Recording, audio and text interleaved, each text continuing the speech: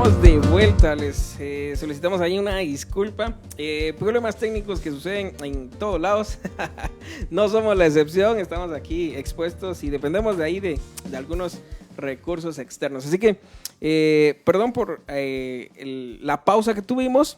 Vamos a seguir con lo de la mezcla. Creo que es un tema que nos interesa absolutamente a todos.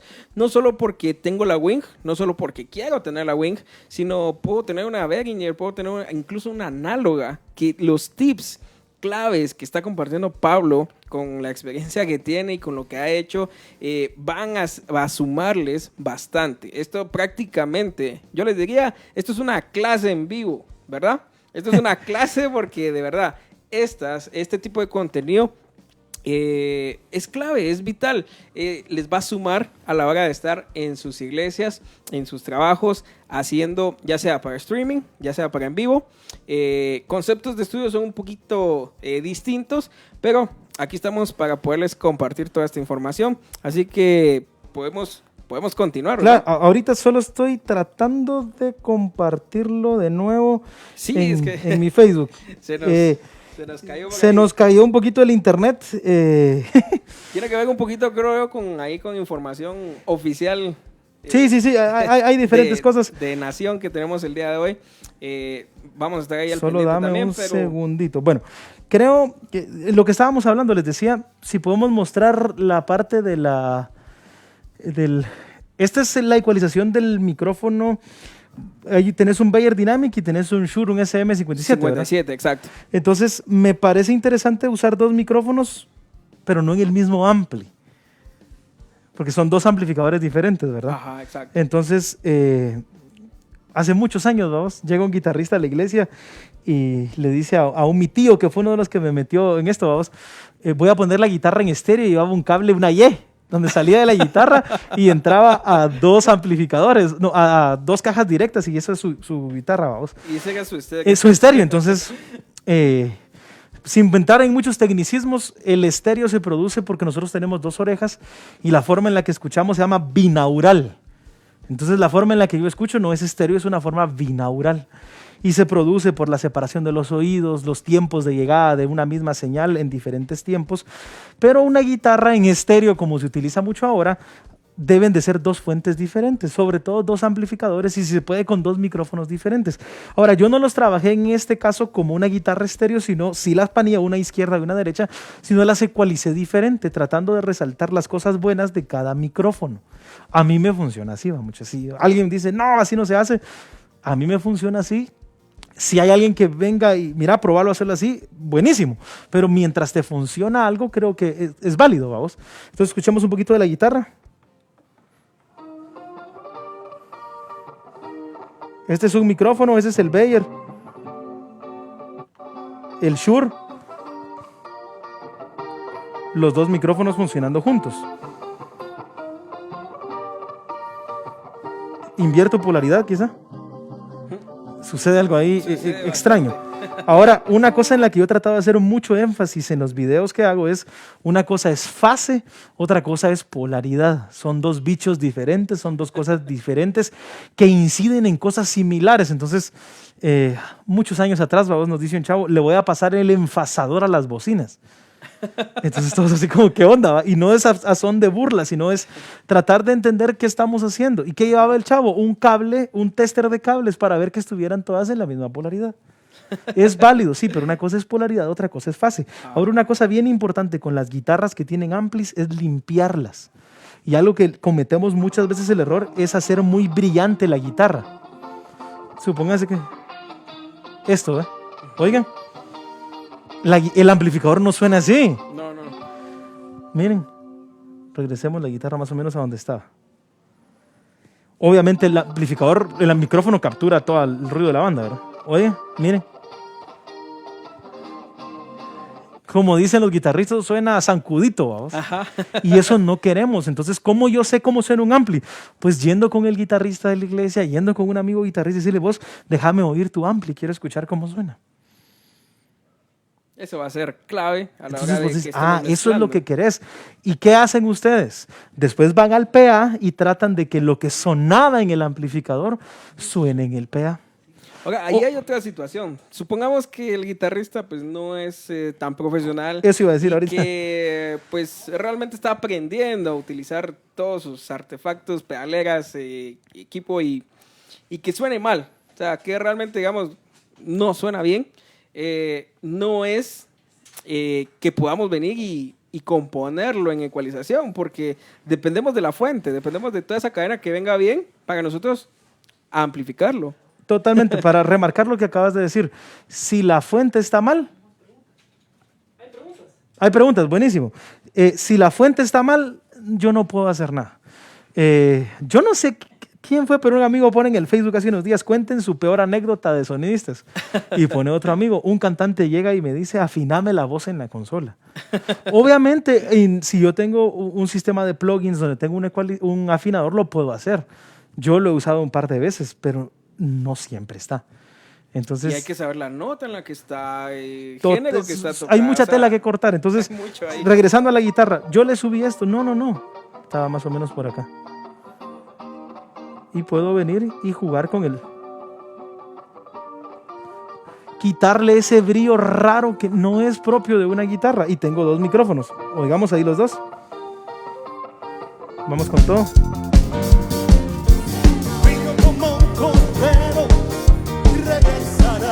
Que de hecho, el amplificador de guitarra... ¿Cómo? El amplificador de guitarra en su concepto funcional, pues es un medio, ¿no? O sea, es un medio tiene sonando muchos medios graves, medios altos. No tiene un driver en sí, que no reproduzca agudo. Entonces, el micrófono sí está haciendo una captura ahí de un montón de cosas, pero en sí el amplificador es un medio. Exactamente. Entonces, cosas que creo que nos pueden ir sirviendo de esto, y te vuelvo a decir, les agradezco otra vez el tiempo y qué bueno que se están conectando. Veo que ahí van varios ya de los que estaban conectando, y si están conectados ahí, échenos la mano a compartirle a alguien que vieron ahí, y el internet, como siempre, los muchachos del internet fallando.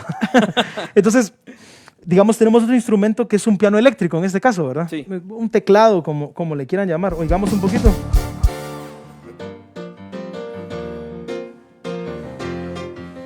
Le hice un par de detallitos al piano, pero hicimos un cortecito de graves, un cortecito muy alto en los altos, un poquito ahí de medios que pudiéramos quitarle un poquito. Oigan.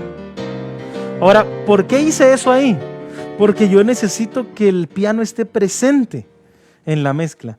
Entonces debo de buscar algo que me ayude a resaltarlo, a cortar en la mezcla, dicen los músicos. No sé si tienes ahí algún favorito dentro de los pianos. A mí me gusta mucho Yamaha. En particular es un Kurzweil y es bastante opaco por lo general en sus sonidos. Total. El sonido de Kurzweil es más conservador. Yo creo que en la parte de los pianos es un tema donde necesitamos primero que el que está tocando haya escogido un registro acorde a lo que está haciendo, un sonido acorde a lo que está haciendo, y a la hora de tratar de nosotros mezclar, pensar mucho en lo que están tocando. Ese piano es el piano de lo que están tocando. Entonces, hagamos una cosa. Voy a apagar el ecualizador. A mí me gusta más cómo suena así, flat. Pero el problema es que dejémoslo flat y escuchémoslo en la mezcla. Se oculta bastante. Oigan. Voy a poner el ecualizador.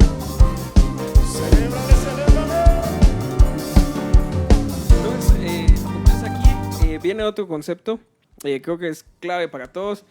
Puedo dejar un teclado que suene impresionante, riquísimo, dulcísimo, lo que queramos, celestial, pero no combina con la banda, no estoy haciendo un buen trabajo. ¿Y por qué pongo el ejemplo en el piano? Porque el piano es un instrumento que contiene muchas frecuencias y que si yo no lo sé colocar dentro del espacio, dentro del LR y dentro de la altura frecuencial que tengo, no va a sonar.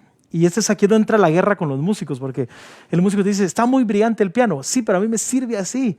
Entonces ahí es donde... En contexto con la banda. Exactamente, ahí es donde llega que el que trabajó el PA lo haya trabajado bien, para no tener que venir y hacer una sobreecualización. Fíjate que estudiando un poquito de amplificación, una de las razones principales por las que se queman las bocinas es por una sobreecualización.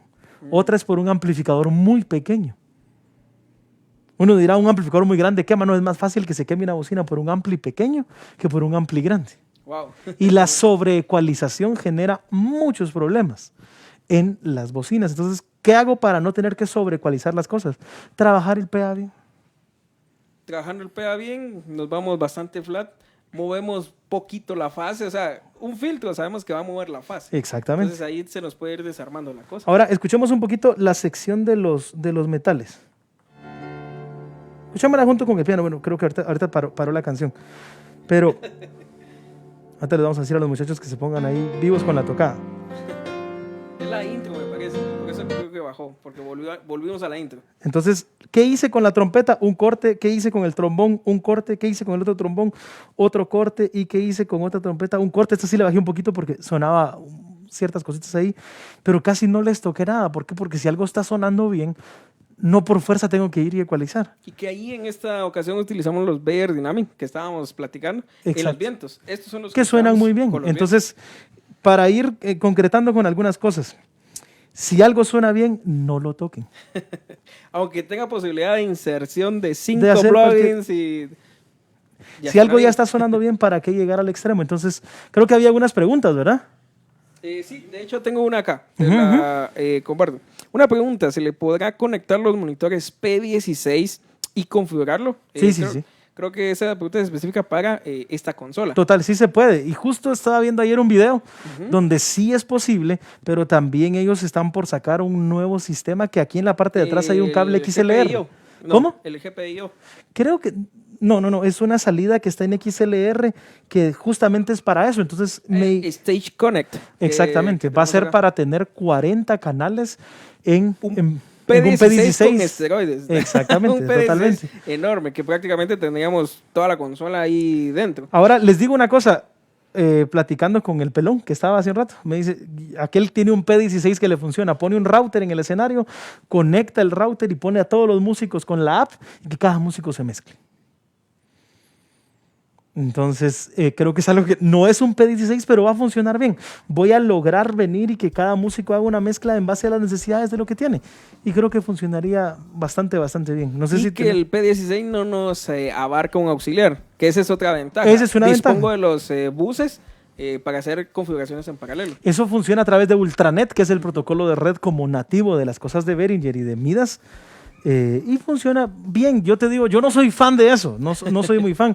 Y esto que voy a decir va a sonar bien feo, pero le quita el trabajo a alguien también, al de monitores. Sí, es cierto. Pero en una iglesia donde va a haber una instalación fija, creo que funcionaría muy bien. Y yo no quiero ofender a ningún músico con esto, pero muchas veces el músico no tiene el concepto de que quiere oír. Sonidistas, pónganse, si los músicos están haciendo su mezcla, escuchen las mezclas, van a aprender un montón de qué es lo que el músico quiere oír. De veras, es un buen ejercicio escucharlo, mucha. No sé si hay algo más ahí para... Vamos a darle una revisada. ¿No? ¿Será la única? Sí. Esa es, bueno, entonces... Por el momento vamos bien ahí. ¿Qué hicimos con las voces? Miren, tenemos aquí algunos coros que tenía el ecualizador apagado a propósito en este. Le hice corte de graves, pero también le corté un poco los altos, porque no quiero ese extra siseo, sobre todo en la voz de un coro. Es algo que creo que... lo va a hacer resaltar. No quiero resaltar, hay una voz líder y la voz líder es la que debe de mandar. El coro es un apoyo, por supuesto que se debe de oír, sobre todo si están haciendo voces y entender quién está haciendo la primera, quién está haciendo en armonía, todo lo que influye en la música. Entonces... Vamos a poner Este es el canal principal. Y el canal principal yo, en lugar de cortarle, le subí un poquito de... Para darle definición. Para que esté no ahí. No fue tan drástico. Bueno, en este caso estamos utilizando un Beta 87A. Un micrófono condensado, o sea... Sí, es un micrófono bien brillante. Está este plugin que trae la consola. Yo normalmente no hago esto, pero lo hice a propósito. Le puse un poco de gate a la voz. A mí no me gusta usar gates en las voces, pero jugando bien con la configuración es posible.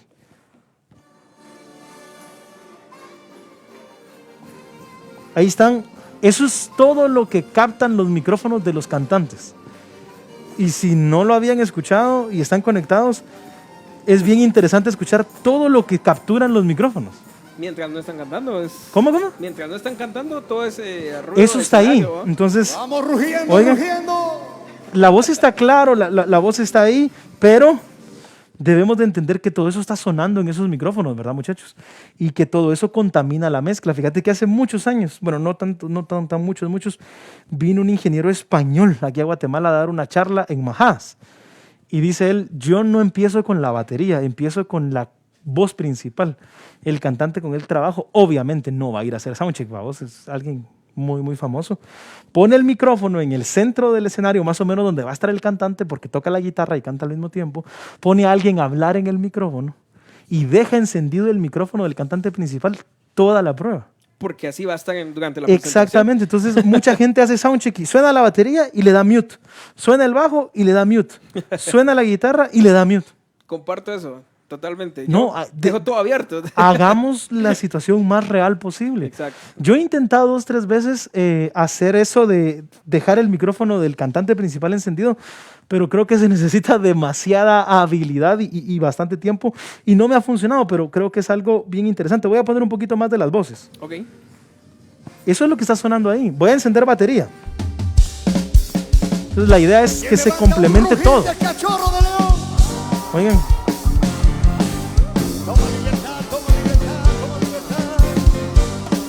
Unas congas por ahí también.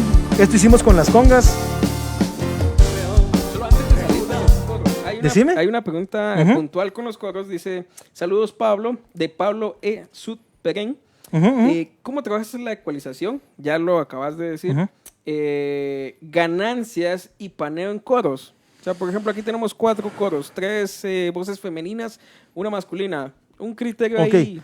Primero, la ganancia. Muchachos, la ganancia, este es mi punto de vista. O sea, hay gente que le sube volumen al máster, lo pone en 0 y empieza a jugar con las ganancias. Yo no soy partidario de hacerlo así. Yo trato de, antes de abrir el canal, ajustar la ganancia. Ok. Y después empezar a subirlo y empezar a escucharlo. ¿Por qué? Para tener más o menos, ahorita lo tienen en la pantalla, ¿verdad? Gracias, muchachos. Tenemos casi que la misma entrada en todos los canales. Nos da bastante estabilidad. Nos da mucha estabilidad y traduce al monitoreo. Cuando el baterista te dice quiero más bajo, vas a poder enviarle bajo y más o menos ir calculando en base a tu estructura lo que él va a escuchar allá. Ahora escuchaba a un ingeniero mexicano que hace mariachi y banda pop en el mismo evento. Y decía una cosa bien interesante. ¿Cuál es mi límite de volumen de presión sonora en el PA? Lo que me da el mariachi antes del feedback. Así ves. Porque la banda pop puede sonar 105, 106, 107 dBc tranquilamente, pero ¿y el mariachi?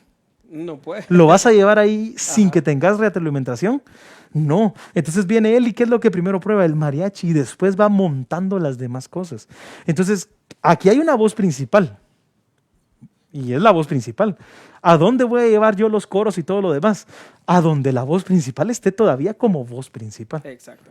Sin feedback, sin distorsión, con claridad y sin ninguna de las cosas que provocan no haber calculado bien la estructura. Ahora el paneo, no sé si se va a lograr ver, espero que sí. Aquí dice Anthony y yo tengo aquí el paneo, lo tengo menos 47 a la izquierda, dice Esther menos 51 a la izquierda también, Yesenia un poquito a la derecha y dice Vero un poquito a la derecha. ¿Me gusta panear las voces? Sí, pero ojo, cuidado porque ahora hay una tendencia en las iglesias que los coros dirigen canciones.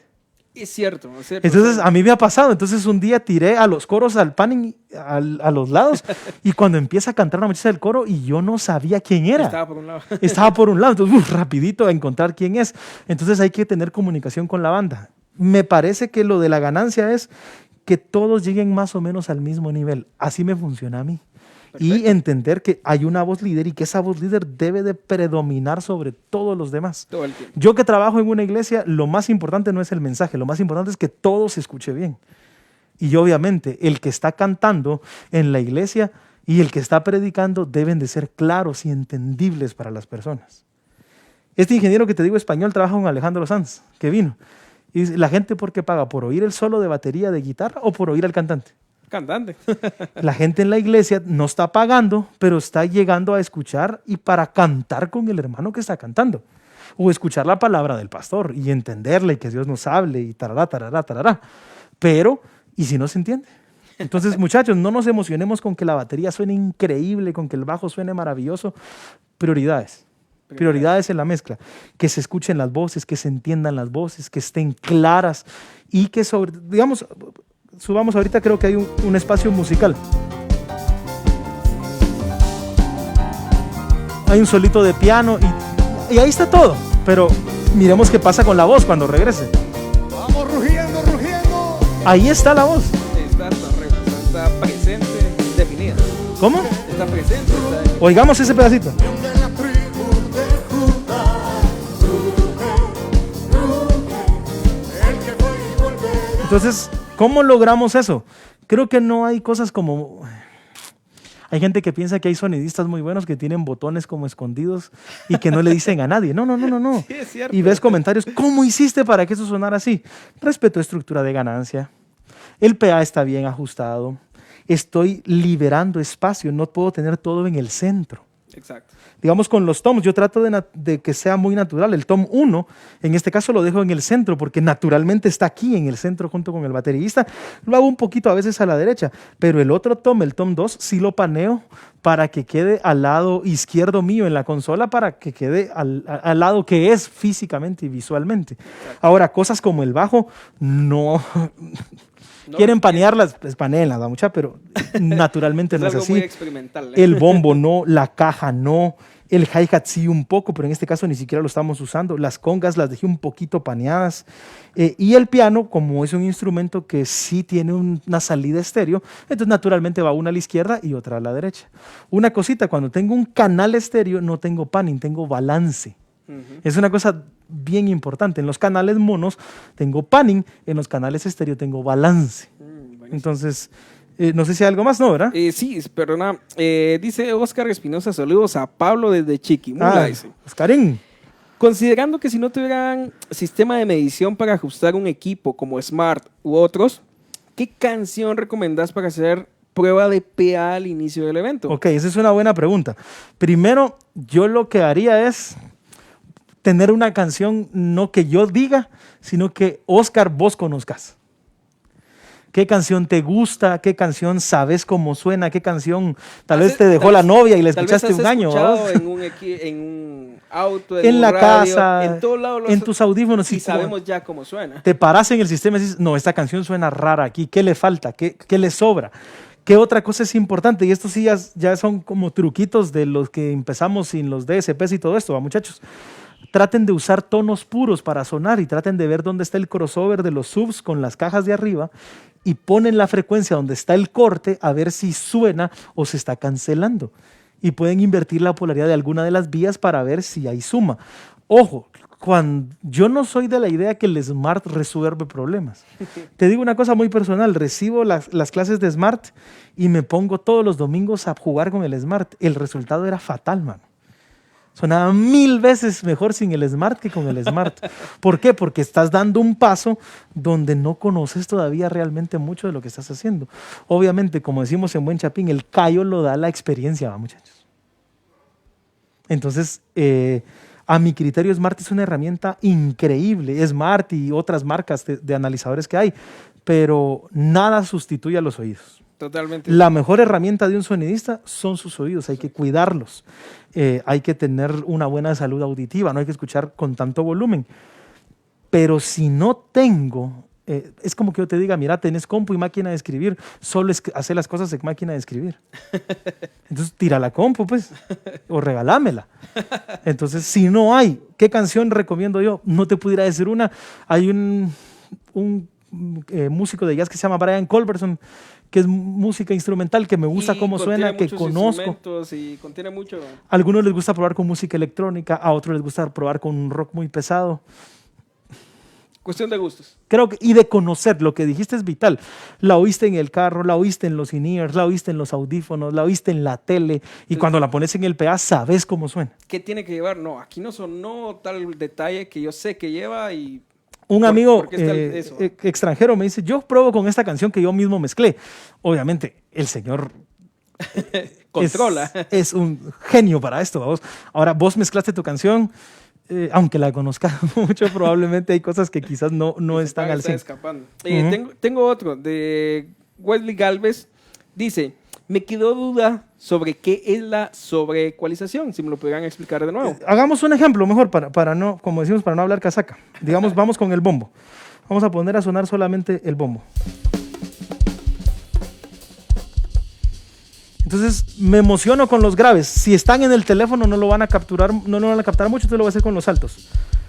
Entonces quiero resaltar el brillito del bombo y empiezo a hacer esto. Ahora, en los in-ears con volumen bajo, pues probablemente no va a pasar nada más que me estoy haciendo lata a los oídos.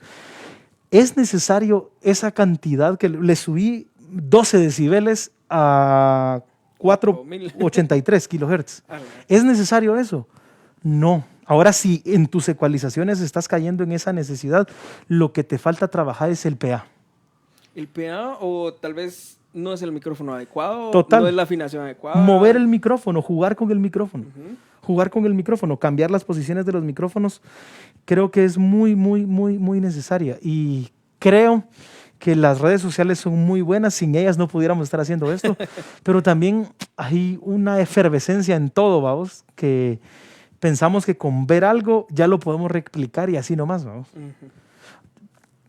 No es tanto así. La batería, el golpe del baterista. El mazo Sí, del pedal del bombo influye un montón en el kick, si tiene kick o no. E ir con algo tan básico como un bajo, el mismo bajo, el mismo ampli, la misma caja directa, el mismo PA, dos bajistas diferentes. No va a sonar igual nunca. Nunca. Amigos que son guitarristas, bajistas, inviertan en equipo, pero inviertan en tocar primero. Primero es tocar, después es en equipo. Entonces, ¿qué sobreecualizar? Añadirle a algo más por una deficiencia técnica, que puede ser una cancelación acústica, una cancelación del sistema por polaridades invertidas, una cancelación porque van en diferentes ciclos, tantas cosas. En resumido, con el ecualizador no puedo resolver problemas acústicos. Que son de otro género.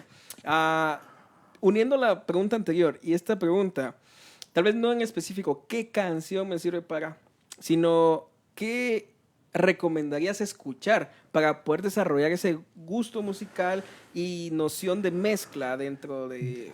Quiero ser un técnico de audio, o ya soy dentro de mi iglesia, y quiero desarrollarme en eso. ¿Qué recomendarías escuchar? Creería que no es nada contra ningún género, vamos, pero dentro de la música yo respeto igual al que hace jazz, al que hace reggaetón, al que hace rap, al que hace chunga chunga, como decimos nosotros aquí, al que hace pop, al que hace lo que sea. Pero obviamente hay géneros que me dan la capacidad de encontrar cosas que no voy a encontrar. Digamos, la música electrónica. El único género que a mí sí no me pasa es la música electrónica. A mí no me gusta. Me desespera. ¿Por qué? Porque no tiene dinámica muchas veces. Obviamente sí hay una dinámica en la pieza musical, pero estamos en esa guerra del volumen que casi todo suena al mismo nivel siempre. Entonces yo me crié con una generación donde oíamos Whitecross, Stryper, Skillet y todo ese rock, y quizás a la hora de llegar a la consola uno quiere emular eso, vamos, y está mal. Entonces pienso que necesitamos escuchar de todo, escuchar un poco de pop, escuchar un poco de baladas. El género que estamos escuchando ahorita es un género bien complicado. La gente piensa que es fácil, pero no, es bien difícil porque hay un montón de elementos que toman protagonismo dentro de las canciones. Y una cosa que les recomiendo a los amigos sonidistas, vayan al ensayo si pueden y conozcan la canción. Digamos, a mí me ha tocado 2 o 3 veces ir y cubrir a alguien que tiene años con la misma banda. Rara vez te va a ir bien, porque la banda conoce al técnico, el técnico conoce a la banda, saben qué van a tocar, hasta saben los parones, se saben el verso del cantante que está ahí arriba. Exacto. Entonces, yo creo que la recomendación en esto es, hay una aplicación que tiene tonos puros, que puedo estar escuchando con cuidado, sobre todo por los oídos, aprender a reconocer las frecuencias y escuchar mucho la música que toca la banda de la iglesia. Eso es vital. Sí, porque puedo estar escuchando todo el día jazz, pero el servicio se tocan tradicionales. Exactamente, entonces eso es conocer el género, y para ir como acentuando los conceptos. Primero, tratemos de conocer lo que estamos haciendo. Segundo, el trabajo de hacer que las bocinas, por así decirlo, el PA suene bien, yo diría que es más importante muchas veces que la misma mezcla. Recuerdo a varios amigos que nos ayudaron en reuniones de Zoom el año pasado y tenía una pregunta yo de fija para todos. ¿Qué preferís, soundcheck o ajustar el PA? Ajustar el PA. Ajustar el PA. ¿Por qué? Porque ya llevas una escena. Y si la escena ya funcionó, sabes que va a funcionar ahí si el PA está bien ajustado. Obviamente hay realidades, y las realidades de nosotros es de que nos pusieron 3 bocinas de un lado, pajarito, y 3 Mickey Mouse del otro, el Snake no sirve. Man, uno de los últimos eventos antes de todo esto, nos pusieron un par de micrófonos de solapa para overhead. Entonces, ¿cómo hace sonar eso? Pues hay que ver cómo se resuelve. Yo sé que eso es un caso extremo, pero ¿qué sucede acá? O sea, sucede y va a seguir sucediendo. Acá. Y va a seguir sucediendo. Entonces, otra cosa que antes de ir terminando, sí. En el máster, eso me preguntaba un amigo hace unos días, ¿trabajo ecualización en el máster para el streaming? Sí, trata de hacerle algo, darle el último toquecito. Vamos a poner a sonar todo. Vamos rugiendo, rugiendo. Oigan, vamos a poner eso en la banda. Este es mi máster. Tengo el compresor que estábamos viendo y el ecualizador que estábamos utilizando. Lo apago.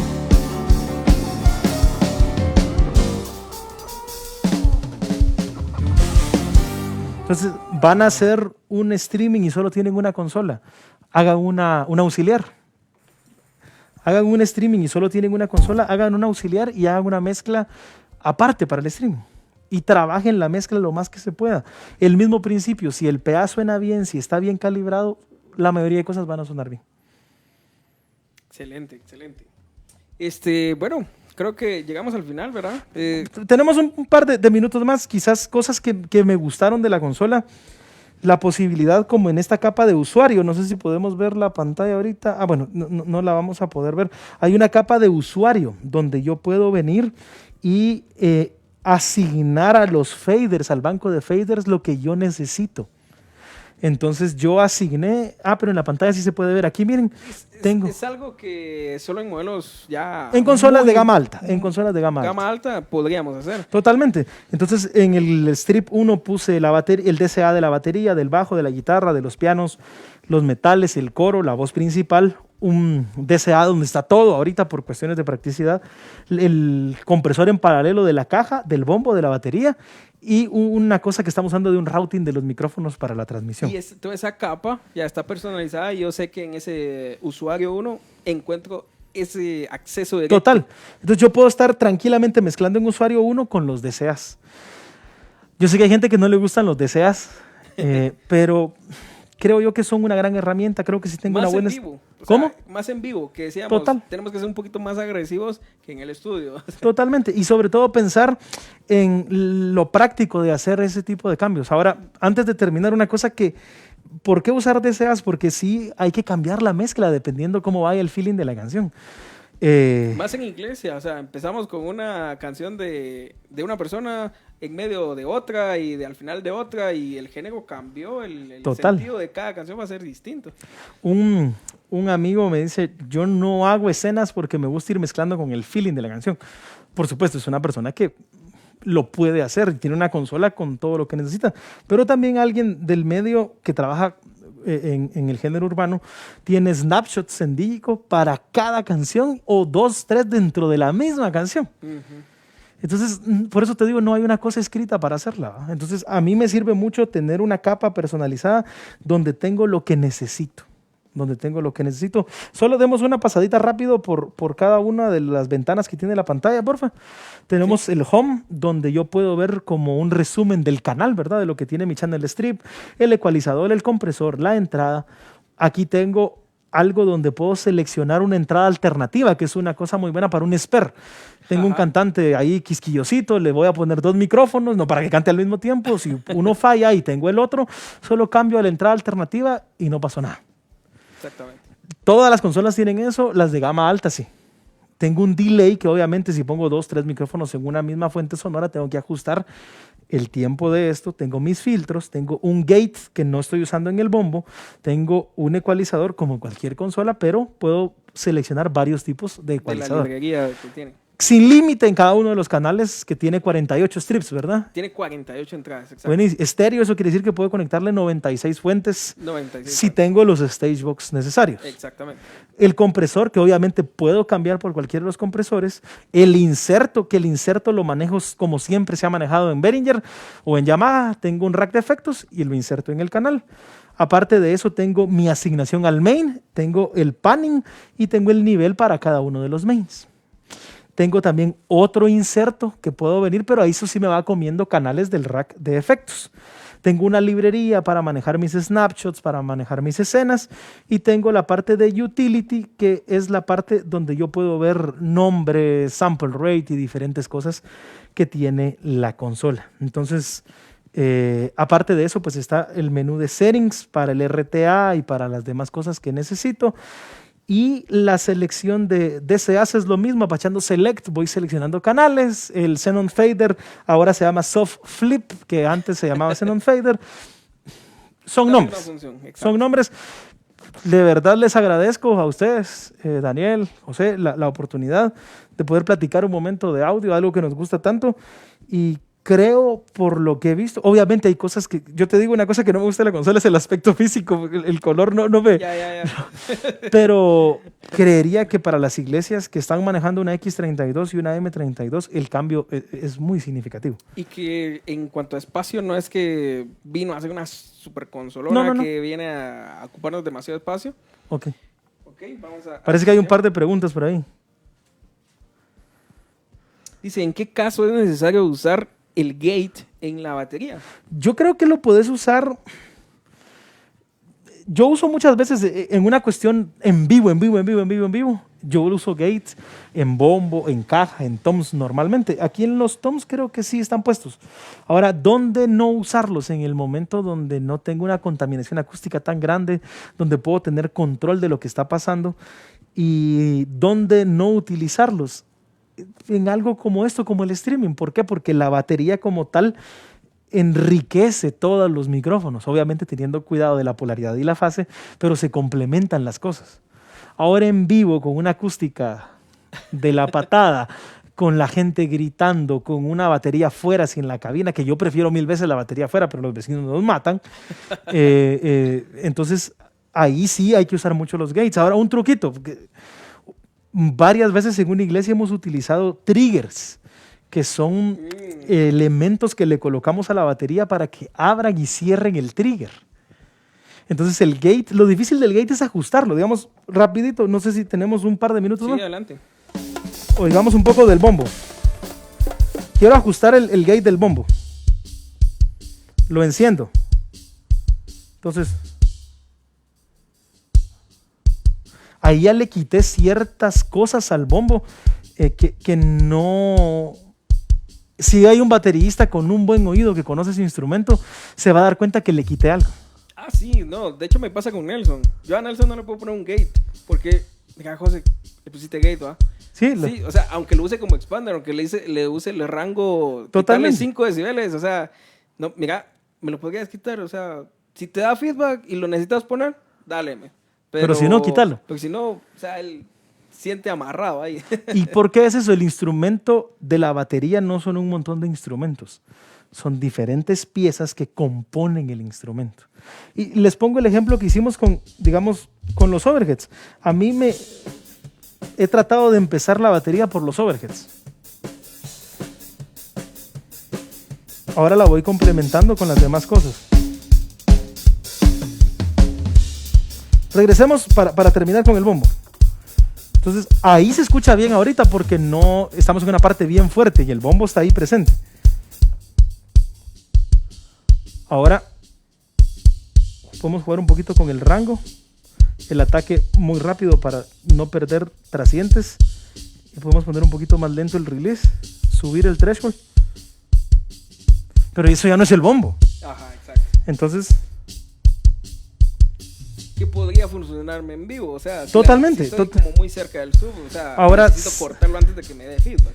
Si tienen sala y monitores, en sala hagan lo que se les dé la gana. Pero hay que respetar mucho el criterio del músico. Sí. Creo que el músico se debe sentir cómodo, de escucharse bien, y sobre todo si es un músico diagonal productor. Esos son otros 75 centavos. A eso quería consultarte. Hablamos de que el ingeniero de audio, el que está a cargo de todo esto, pues tiene que tener una noción musical. Claro. Por el arte, por la música y porque de eso se trata, ¿no? Ujú. El músico debería de tener conocimientos por lo menos básicos de sonido. Mira, creo que eso sería un mundo como muy ideal, vamos. Una Entonces, utopía. creería que es bueno cuando hay un músico que conoce y que conoce su sonido sobre todo y sabe qué pedir. Nos ponen a grabar una marimba donde estudié y me dice el marimbista, el principal, deme estéreo. Yo me quedo así como, ¿qué quiere? Llega el maestro que nos tenía en eso, rever. Y le di rever, ahí está el estéreo, calidad. Entonces, me he topado con guitarristas en iglesias que me dicen que suene más worship. ¿Pero qué es eso? Dame la batería, pero que suene más rico. No es comida esa onda. Entonces, creo que debemos de aprender a comunicarnos entre técnicos y músicos y todos saber un poquito del trabajo de todos. Pero sí, digamos que hay un productor del evento o un productor musical, hay que respetar mucho lo que el productor quiere. El sonidista no está en la consola para satisfacerse él como sonidista. Está para que en función de su trabajo la gente escuche bien, sobre todo en la iglesia, la gente esté cómoda, no los estemos dejando sordos y que cuando salgan bendecidos. Y que si hay alguien que dirige la banda y te dice, ese bombo no me gusta, pues hace que el bombo le guste, te callas la boquita y punto. Porque para eso nos están pagando, para resolver. Exacto, ¿no? Y eso sucede muy, muy seguido, me ha pasado. A veces el gusto de uno es, bueno, usualmente, bueno, que la batería suene así, Total. grandota y un montón, pero quien está a cargo dice, no, la batería tiene demasiado. Fíjate que el año pasado, en el tiempo que estábamos más limitados, fuimos a una iglesia a ayudar y me gustó la batería, estábamos sonando bien y llegó la pastora y me dice, no me gusta. Está muy fuerte, bájele. No me voy a... En mi iglesia, con mi papá, que es el pastor, nos peleamos y pues me tiene que aguantar, yo no tengo que aguantar, vamos, pero en ese ámbito, no. Y muchachos, para terminar, de verdad, pensemos en servir. Pensemos no en que, la voz esa onda sonó. Hay un dicho chapín de los sonidistas, no me aguantó el equipo, no es box esta onda. De verdad, no es box. Estamos, sobre todo, si estás trabajando en una iglesia, serví. Un amigo pastor de alabanza me dice, cuando los sonistas y los músicos están peleando, me dice, trato de generar cosas donde ellos tengan relación fuera de esto. Me dice. Y un día lo vi, vos, y estaba el cantante como en una vigilia después de 1 hora y media de cantar y le dice a uno de los del sonido, anda, tráele un cafecito allá abajo. Y el del sonido así, pues es que vaya, ¿qué? Le dice, anda y servilo. Entonces yo me le quedé viendo así, ¿por qué lo estaba mandando? Va? Porque estaban y va de pelear, vamos. Y hay que entender que esto es uno para Dios. Sí. Y eso es santo. 2, es de servir a la gente que está sentada ahí, que el pastor esté cómodo, que los músicos estén cómodos. Y por supuesto, yo voy a iglesias donde no me dicen nada y yo, si a mí se me ocurre poner las bocinas patas arriba, no me van a decir nada. No lo voy a hacer, por supuesto. Pero hay lugares donde vas y no puedes hacer lo que quieras. Entonces, de verdad te agradezco un montón el tiempo y sirvamos a la gente. Una forma de servir a Dios es servir a la gente. Buenísimo. Y una forma de que esto funcione bien es pensando que es para Dios y que debemos de hacer nuestro mejor esfuerzo con las herramientas que tengamos. Y no, el día que tenga tal cosa va a sonar bien. No, con lo que tenés hoy, trata de hacerlo lo mejor. Exactamente. Y bueno, añadiendo tal vez ahí, aportando a lo que mencionabas, esto también, a mí me ha tocado el hecho de que esta área de sonido viene a ser como, tal vez no muy notada. Démonos a notar con lo que hacemos, con nuestro trabajo, con hacer sonar bien al grupo. Los aplausos tal vez vayan hacia el escenario y no hacia atrás, pero realmente ahí es donde tenemos que pesarnos, ¿verdad? ¿Con qué intención lo hacemos? ¿Para quién lo hacemos? Y de verdad, esto es algo muy gratificante. Yo no me arrepiento de haber elegido esto como una profesión. Total. Vos tampoco. O sea, Así esto no estamos al frente a las cámaras, no es que estemos ahí en contacto como un líder, como alguien que está dirigiendo el grupo, como un bajista, un guitarrista. O sea, están todo el tiempo ahí al frente. Pero de verdad, nuestro aporte va a hacer que ellos pues, produzcan algo mejor todavía. Totalmente. Entonces, también creo que somos parte del grupo. Ujú. Y por ser parte del grupo, apoyo lo que decías de irnos involucrando en el ensayo, estar conociendo más, involucrándonos con el músico. Entonces, todo esto nos va a sumar. No todo se trata de que el equipo, de que como no tengo la wing, todavía no puedo sonar bien. O sea, no, podemos sonar bien. Pueden sacarle provecho al equipo que tengan. Y pues aquí están disponibles los productos más recientes para que ustedes puedan hacer uso y mejorar. Pero no depende del producto. Es una sumatoria de elementos. Totalmente. Pues de verdad, muchas gracias y estamos ahí para servirles. Te digo gracias por el tiempo y si yo les puedo servir en algo, muchachos que están conectados, ya saben, aquí también está José, con quien pueden buscar ayuda, asesoría y gracias vos. Muy Dios te bien. bendiga. Entonces, gracias Pablo por haber estado presente. También a las personas que están allá atrás, Danieles, que están allá presente, los dos Daniel que están el grupo técnico ahí detrás. Gracias. Y todos los que estuvieron conectados, de verdad, muchas gracias. A los que comparten esta información en sus muros, en sus redes, de verdad creo que a todos nos va a aportar algo. Gracias por estar conectados. Nos despedimos en esta ocasión. Si tienen alguna sugerencia de más temas de que quieren conocer, quieren ver, pues estamos abiertos a sugerencias. Ahí tenemos nosotros nuestros números, se los podemos hacer llegar para que nos puedan contactar. Nos pueden seguir en las redes, Facebook, en YouTube, también en Instagram. Ahí estamos presentes, podemos llegar hasta el lugar donde tienen su iglesia y platicar de los proyectos que tienen por delante, de repente una wing, de repente algún otro modelo que se les ajuste mejor. Así que de eso se trata, les agradecemos, cerramos esta transmisión, gracias, que pasen feliz noche.